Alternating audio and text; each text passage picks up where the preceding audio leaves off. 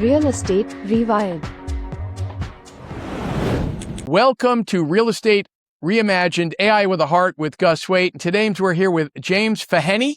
And first of all, thanks for making the time and going through a little bit of tech difficulty to get on. And just wanted to, I've been interviewing over 100 independent residential real estate brokers across the country about what's actually working right now, what's not, where does AI fit into that, the next few years of your business.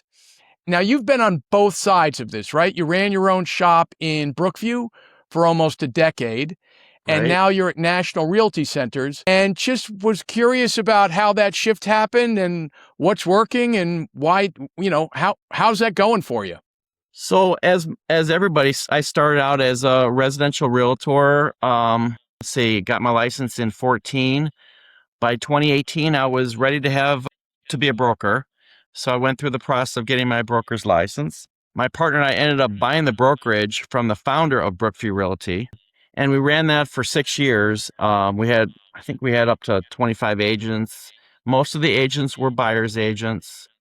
When the market got wonky towards 2023 at the end of COVID and interest rates went from 3% to 6%, seemed like overnight, we weren't getting many deals that were helping to pay the brokerage, landlord fees and all the other fees that are involved in having a brokerage. So my partner and I acted kind of quickly, and we decided to sell the brokerage and I actually closed Brookview Realty in mid 2023, and we both joined another brokerage called National Realty Centers, which had the best commission split for us, because going from broker back to working for another broker, we didn't want to go to a disadvantageous commission split. Yeah. Got it. And so you've been back here now, that transition happened 3 years ago. Yeah, now we're in 2026. So for the past 3 years, I've only been focused on real estate and working with as many clients as possible to help them with their real estate needs. Taking that broker owner hat off, it's a big switch. And now it was invaluable for me. Great experience for 6 years as a broker owner. I'm glad I did that. But, and I probably would not have done what I did in 23 if the market didn't shift so fast with those interest rates and the buyer activity just coming to a standstill back in 23. Got it. And So, if I had more listing agents under me, it probably would have made a difference. But most of them were buyer's agents that had their license with us. Right. got it. So now you're working in essence as an agent for Yes. this the National Realty Center, and looking at LinkedIn, you're focused on elderly people. Is that true? Yeah, I am. Since 2018, I've focused most of my marketing efforts and majority of my business, I'd say about 80% of my business today is really helping seniors, not just those that are 50 and older, but those that are towards the end of their housing career where they have to decide to move into senior living. So the owners and the sellers that I'm working with are in their 70s, 80s, even 90s sometimes, and they don't always have all their faculties. So it's involving using communication with the family, making sure you're talking to the power of attorney, making sure everybody's aware of what's going on. And Gus, you probably know there's a lot involved when selling that last house because it's not a traditional move. You have to severely downsize and figure out what to do with all the accumulated stuff. A lot of these homes have been held for over 30 years before I, meet with the family. Well, and it's interesting. Moving is a very emotional situation. It has to do with people's identity. It has to do with the recognition that this might be the last move they ever make before they pass. There's family involved. There's money involved. There's a lot of different dynamics involved. So I would imagine that's the piece for you, James, that's the most challenging. Challenging, but also very rewarding, I got to say, Gus, because my number one goal when I do a senior real estate transaction, and again, it's selling that last house. It's not a downsizing move. It's selling the last house. I want to ensure that they get the highest seller net proceeds with every sale. I don't want to go off on too much of a tangent here, but there's a lot of real estate investors, fix and flippers, that target our seniors when the last house has to be sold. And I'm always educating about that. I'm warning people, it might sound good, but you're going to leave a ton of money on the table and it's going to be in the pocket of the investor. if you go that route versus going with me. Got it. Okay. Yeah. And as you know, owning a brokerage, there's many divisions. There's the executive division, there's the marketing, there's the sales, there's the operations, Mm-hmm. there's the market research, there's the customer service, there's the transaction coordinator. I mean, real estate folks wear a lot of hats. And so let's pivot a little bit to you've seen lots of changes in technology in the time that you've been in real estate. Absolutely. And I got my license 14. It's amazing how much technology has changed things in the past 12 years. Incredible. And especially with AI in the last couple of years. Yeah. Yeah, so tell me about that. In terms of where you're at on that AI adoption curve, Mm-hmm. right? And the way that I sort of frame it is there are people who just don't want any part of it, right? They're like, Sure. I don't want it. I don't care. I don't want to talk to a robot. Enough already. Leave me alone. Then there are what I call the dabblers. They play around in ChatGPT. They have the free version. Oh, they write a description for a listing. Yep. And then the next level of adoption is to basically have a paid version, have an agentic workflow, have a Mm-hmm. process in place where you're continually educating yourself. And then the last piece is to a commitment to become an AI forward organization where Mm-hmm. agentic workflows are consistently in your process and you're updating them on a regular basis and someone owns it. So within that structure, where do you see yourself right now? I definitely consider myself a dabbler. But that being said, I'm excited about the opportunities out there to grow my business and make my business, I don't know, more successful, more streamlined if I did adopt more of the AI technology. And I don't know, maybe when we get to fall and slash winter, I'll have more time to explore more of those options and to invest more Mhm. time into understanding more of that. I recognize there's a lot of opportunities, and I know some agents that have fully embraced the AI to almost to that fourth level you said, and they're having a lot of fun and success with it, especially for lead generation Mhm. and everything involved there. How about yourself, Gus? And where are you at in the AI? I would say I'm in the last category. Okay.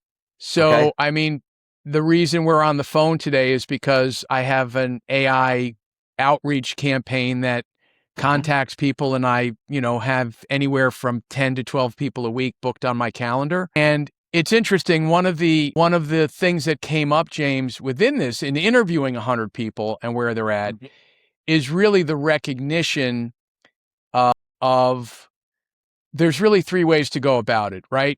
One is do it yourself, which is just kind of go on YouTube and try to figure it out. Then I started something called the Independent Brokers Collective, where I actually put together a group of 10 non-competing brokers.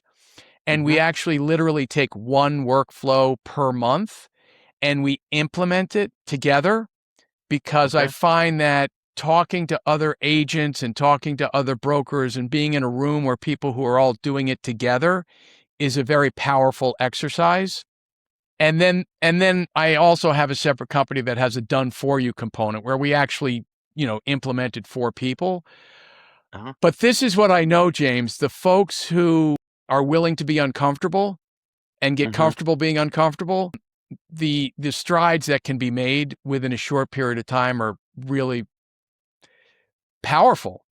It sounds exciting. And What yeah, came go to ahead. mind when you said all that is, there are just some agents that don't adopt to even the use of video for their marketing to kind of put themselves out there to the community and to try to help clients. There's some agents that just are scared to videotape themselves and put Mhm. themselves on social media. And we all know how you can connect with people quicker through video than words or still pictures. There's some agents that don't believe in electronic signatures, believe it or not. Some older Mhm. agents, that's just their style and they're not comfortable with, as you said earlier, the change and the potential of this technology.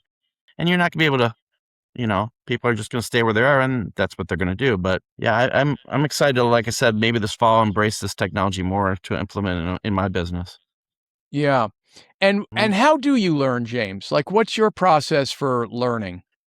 Oh gosh, I like to take a lot of CE classes way beyond the required amount that state of Michigan requires. I feel you can never stop learning, and the more educated you are, the better service you can be to your clients and be more of a professional in this industry. We all know that There's a lot of part-time agents out there that, don't treat this like a full-time job, which is a disservice, I feel, to their clients when you're just a part-time agent. Yeah, Mhm. and it's interesting. So you like the continuing ed?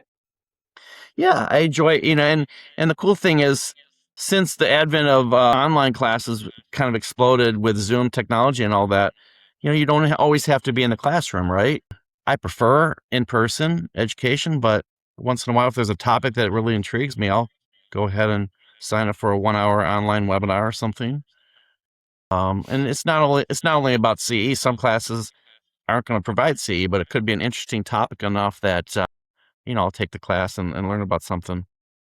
Yeah, and listen, this is what I believe about the AI Mm. stuff, James. The Okay. only purpose is to do more of what you love and Mm-hmm. less of what you don't, and increase your time and money, Mm-hmm. right? Because those are really, I mean, at the end of the day, having a lot of money is great, but if you're sitting in your car on a Saturday eating a sandwich when your whole family's at the July 4th barbecue, that's Right. okay. It's great you got the deal, but do you identify with that? I mean, you had just mentioned how busy this week was. I do, and there's the whole grinding and doing that hamster wheel over and over and not really having a good work-life balance.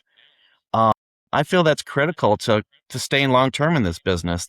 I know of lots of agents, especially in the past couple of years, that have gotten burnt out for one reason or another. Mhm. Maybe it's due to lack of systems that continue to feed their pipeline, or just getting frustrated. They've left the business, and obviously, some of these agents probably should have left, and the more professionals are surviving.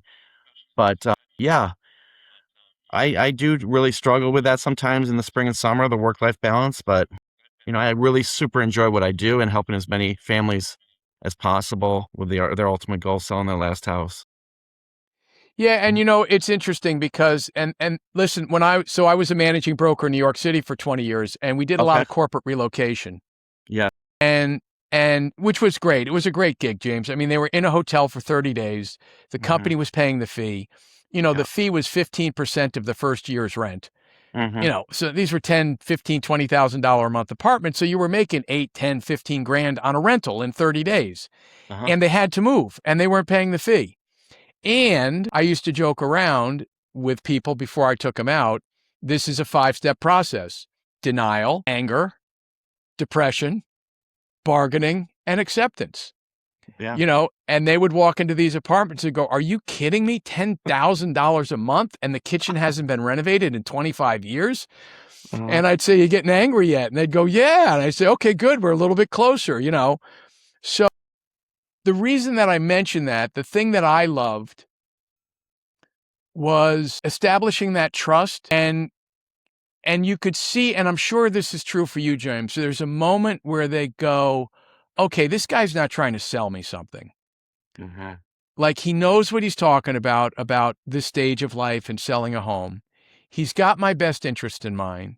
He's really listening, isn't just in it for the paycheck." And that's the part of real estate, and I think I'm hearing this from you, James, that is really satisfying. It's when that trust is Yeah. established. Absolutely. Real estate should be all about relationships. Unfortunately, there's a lot of agents and loan officers, for that matter, that treat it as a transaction. But I don't think that you're gonna satisfy the customer as much if you just treat it as a commission check at the close. When I had my own brokerage, there were some agents in my office that treated it as a transaction and or were part-timers.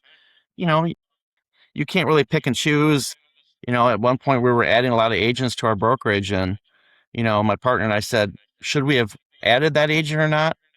You get to a point where you're growing, you're not really discriminatory who you add to the agency. Yes. But knowing what I know now, and if I did go back to the broker owner role at some point, I would definitely look for those that treat the real estate as a relationship way more than the transaction. And I think it has to do something with how hungry the agent is too. Like, are they the only breadwinner in the house? Because people can smell commission breath. Maybe you've heard this phrase before. It turns clients off and prospects off. You're not going to win. Maybe 5 agents are going after one listing. If you're all about the commission and not really in the interest of the clients, you're not going to win those listing appointments, Oh, absolutely. I remember right? when my first mentor, a guy named Douglas Wagner, who's still running Bond in New York, which was the largest independent residential brokerage, Mm-hmm. and I was struggling first couple of months. And he said, Gus, you know what the problem is? I said, what?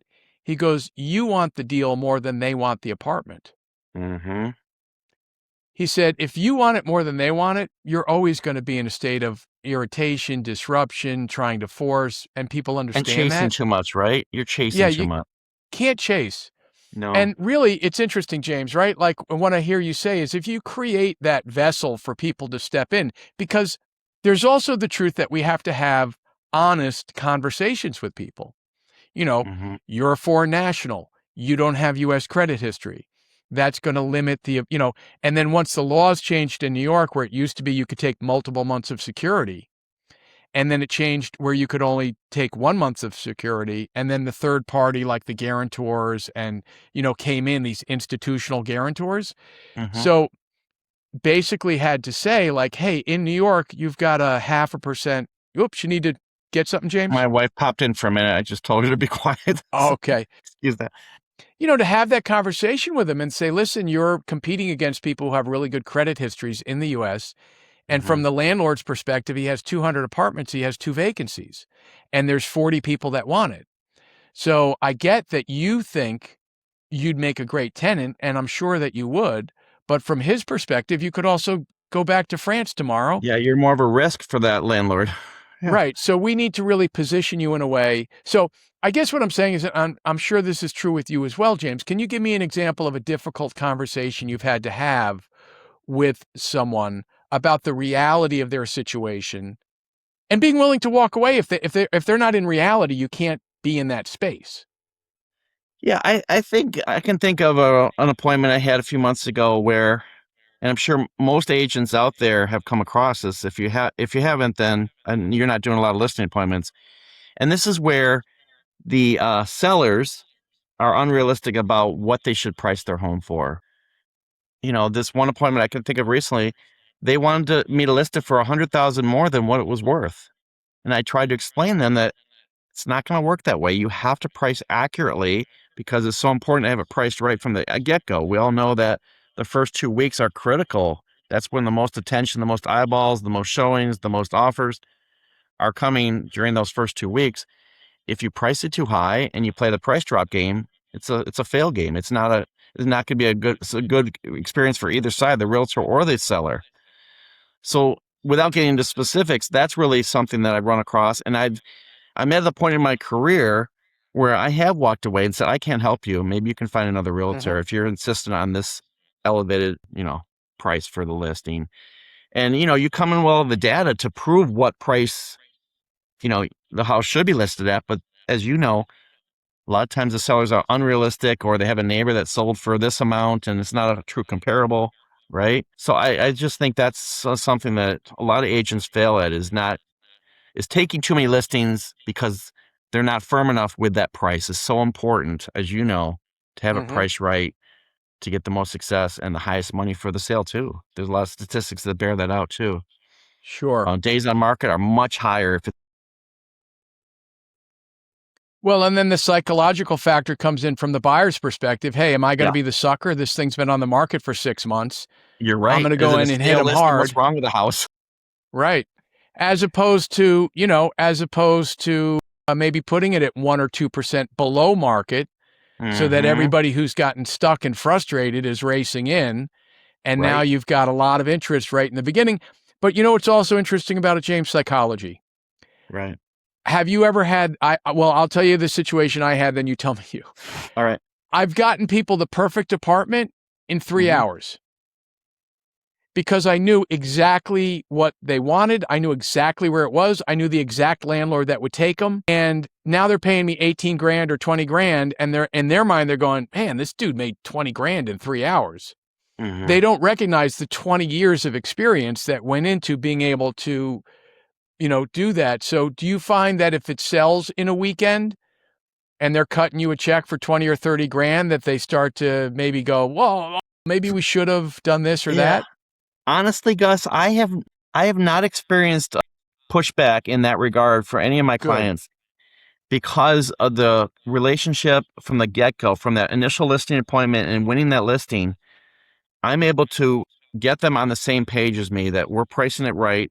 Most of the time, sellers, I mean, there's a few oddballs where they can wait. Most of the clients want to sell as soon as possible, whether they're moving out of state, whether they're moving to a senior living community, whether life happens. Nobody wants to wait and have the property sit. Right. So it's the opposite of what you just said. I think they're actually really pleased and happy and surprised sometimes that we're able to get, an overpriced, way above list price, let's say, listed on Thursday and get that huge offer on Sunday that they accepted. And because you said earlier, you can get a lot more multiple offers if it's priced 1 or 2% under the suggested price. You're never going to get multiple offers on an overpriced listing. It's just Right. it's just not the way to get the most money. So yeah, I don't think that I've ever run across a situation in my career, thinking back, where a seller was unhappy that I sold it so quick.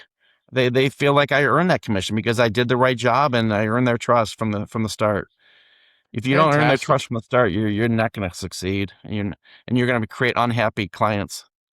I So, remember doing some counseling on this when I had my own brokerage. mhm, It's so important, that initial meeting with the client. absolutely.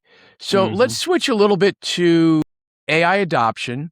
Okay. And in a perfect world, James, what would you want taken off your plate? Like, what are the parts of your business that feel draining and time? The kind like, ugh, you know what I mean? We all have Yeah, that. I mean, it's the paperwork. It's the follow-up between contract and close. We all want to kind of micromanage that part of it, just to ensure that it's a successful contract to close phase. But if AI could take that off my plate, that'd be a huge burden. And I feel like I could do probably more business per year, per month, if I wasn't, so involved in the contract to close part of the real estate transaction.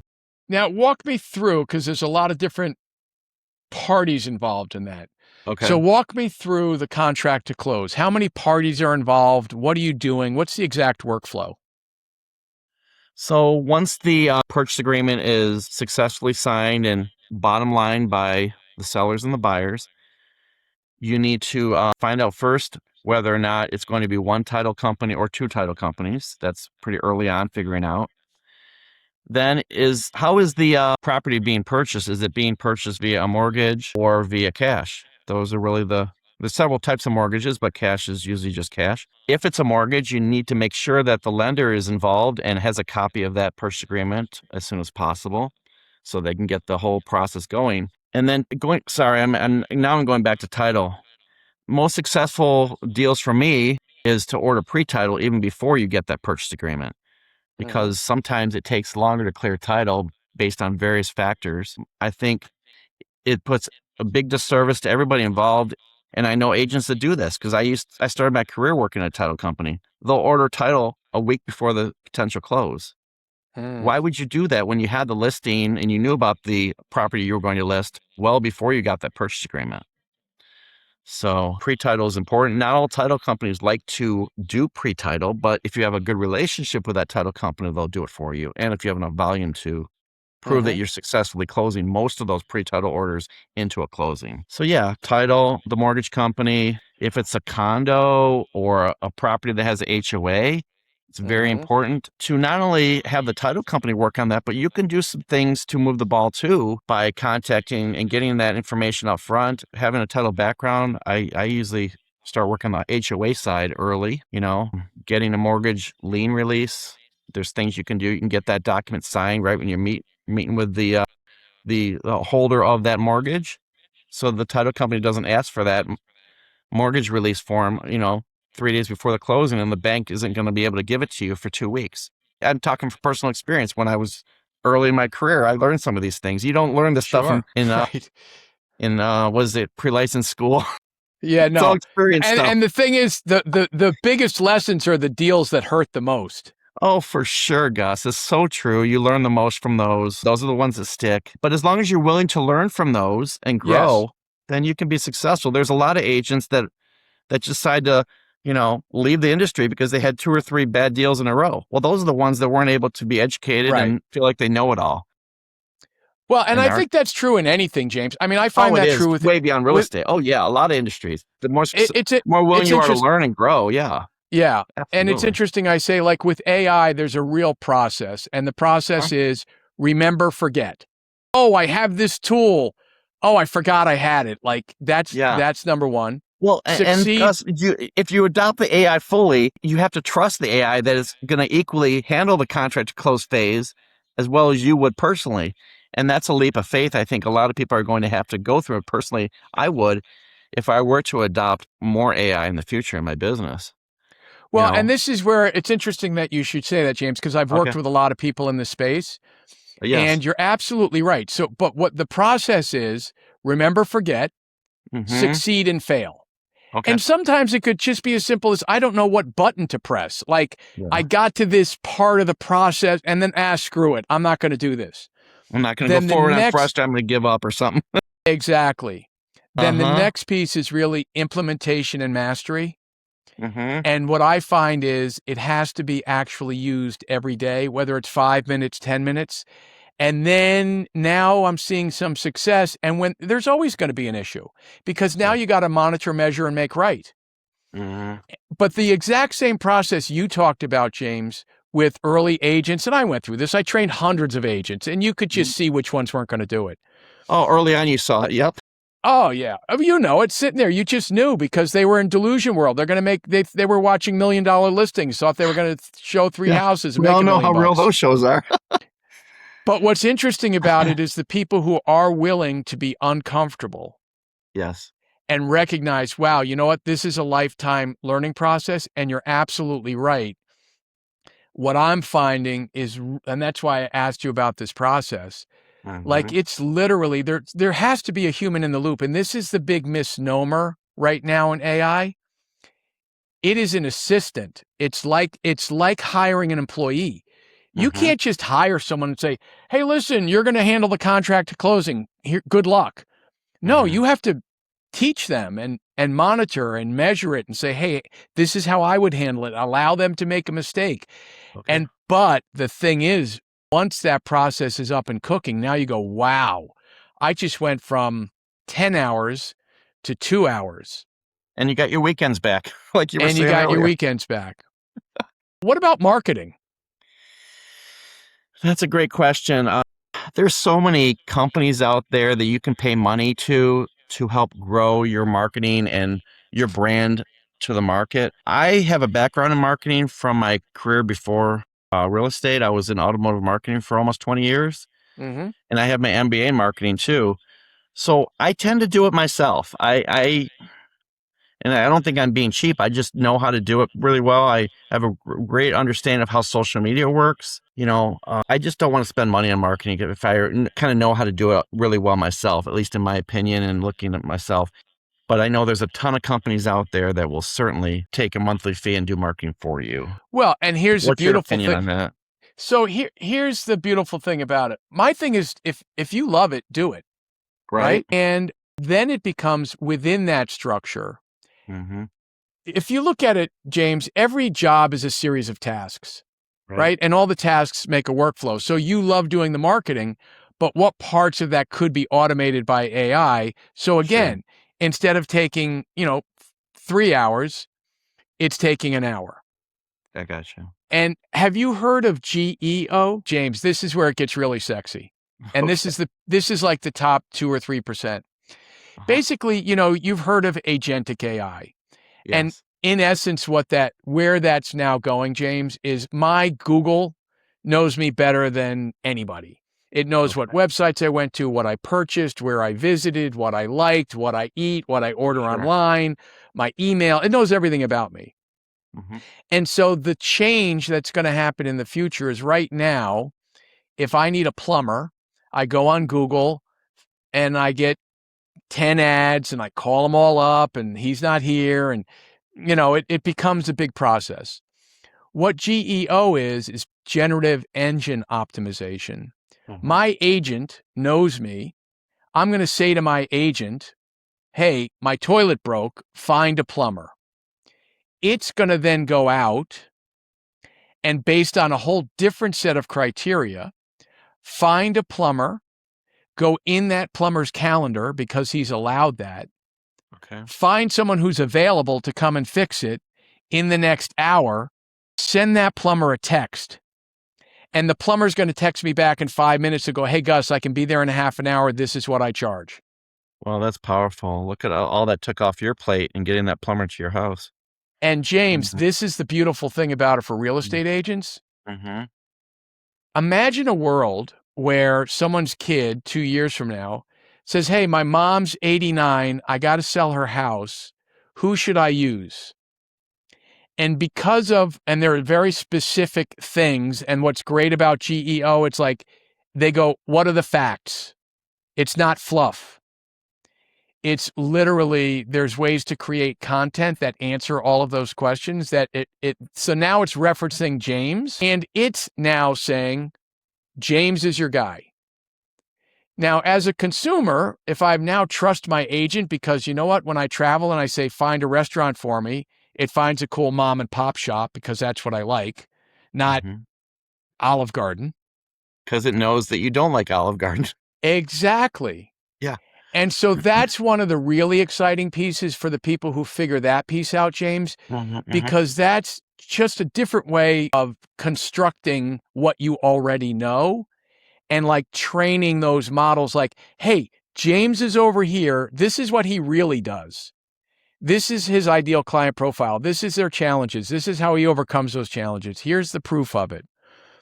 And that's all stuff where you start to plant the seeds now, where a year or two from now, people are going, how the hell does James constantly have qualified people who are at the point where they're ready to sell? And he's getting the listing. Like, how does that happen? Those are the kinds of things that are exciting. It sounds exciting.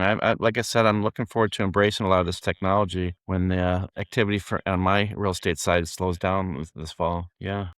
Fantastic. Listen, 2-3 years from now, can you imagine, James, the people who are not adopting this technology, where they're going to be compared to the people who are? Yeah. They're going to be way behind. Yeah. And they'll So, be looking up at us like, how'd they get to there? And abs- that's their issues, not ours. absolutely. Well, Yeah. James, this has been a fantastic conversation. Tell my viewers how they can get in touch with you. Give us a website and a phone number and an email and where you're working out of. So when people see this, if they want to reach out, they can reach out to you. All right. So again, my name is James Feaheny, also known as the Red Shoes Realtor. I did that for branding about 4 years ago. My email address is redshoesrealtor, the number 1 at gmail.com. My cell phone, and I answer it as long as it's not turned off when I'm going to bed at night, is 586-201-5193. My office is based in Birmingham, Michigan, and I service clients pretty much throughout the state of Michigan, but primarily focusing on Southeast Michigan. And the focus of my business, as I stated earlier, is helping and assisting with the last sale, helping seniors and the families with the sale of the last home. I love real estate, and I plan on doing it for several more years. Fantastic. James, thank you so much. It was an absolute pleasure talking with you. If you've got value from today's episode, hit subscribe, leave a comment. I'd love to know what you're thinking. If you're ready to turn what you love into your superpower and take what you hate off Real your Estate plate, Rewired. schedule your free AI discovery call. The link is in the description and pinned comment. I'm Gus Waite. Until next time.